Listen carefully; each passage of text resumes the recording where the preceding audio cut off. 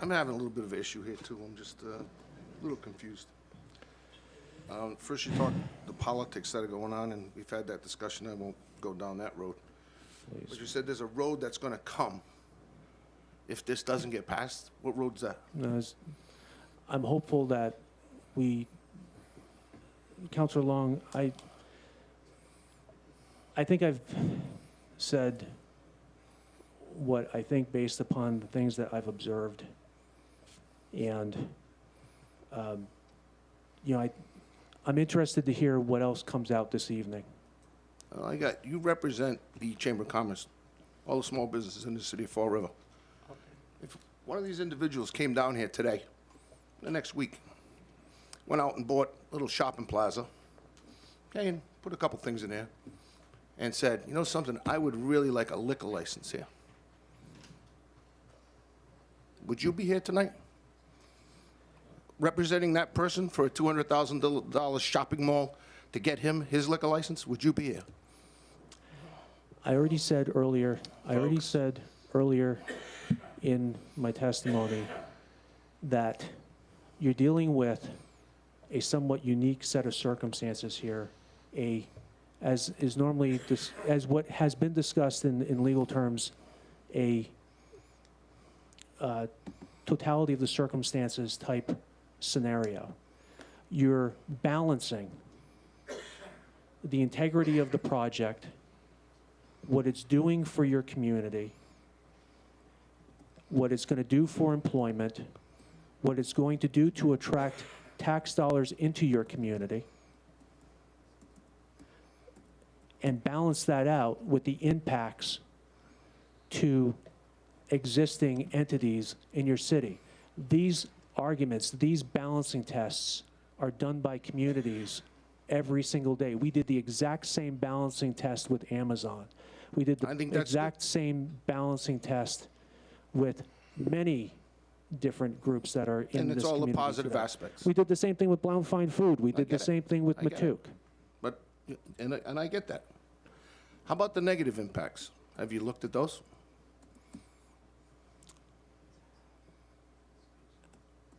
I question, I hate to say this, but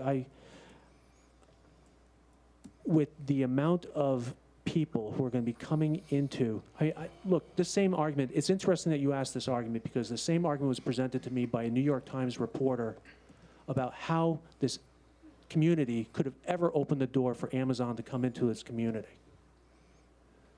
And, last I checked, a lot of us were at the ribbon cutting for Amazon.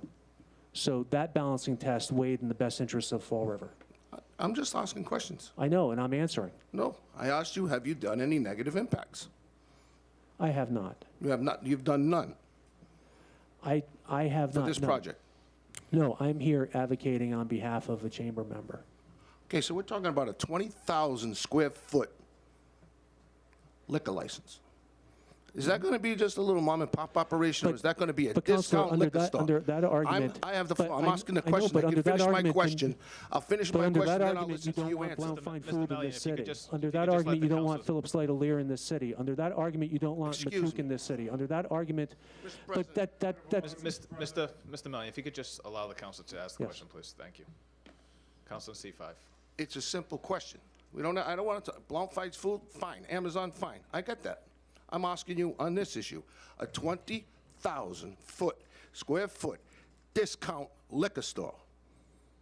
Have you reviewed the negative impact or any impact to the surrounding liquor stores within that area? What type of impact is it going to have to those liquor stores? Is it going to be positive or negative? And my answer back to you, Councillor Long, is what due diligence did the city of Fall River do in weighing the consequences of Amazon coming to the city of Fall River and its impact to small businesses all across this area? Has it had an impact on the small businesses across this area? Negative, positive? What do you think? Everything has impacts. Okay, so now let's just talk about this issue. Let's not blind it and let's not get taken off the path. What do you think the impact of a 20,000 square foot discount liquor store would do to the liquor stores in the surrounding neighborhoods around that establishment? Positive or negative? I don't know. Because Really? There's a reason. May I give the answer of why I don't Folks, know?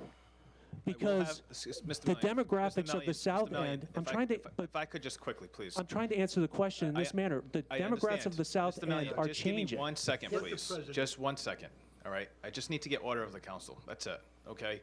So last time I'm going to ask for the audience to please remain calm. I'm going to ask the councilors to also respect the individuals that are having the floor. We're going to have a little give and take. When the councilor asks a question, allow the individual at the floor to answer the question back and forth. That is it. Thank you. Mr. Mellion, the floor is yours. Thank you. The demographics of the South End of Fall River are changing right before our eyes. The demographics of Fall River are changing before our eyes. Your waterfront is changing. You're going to have 10 developable acres in a few years from now in the area that's going to be the 79 North project. And that's going to impact, that's going to, your city core is going to be shifting to the west as a result of that. Well, as a result of the investments that are going on in your South End, and as a result of the investments that are going across the border in Tiverton, your demographics in the South End are changing probably in a way that are going to be able to support everybody. How do you mean by that?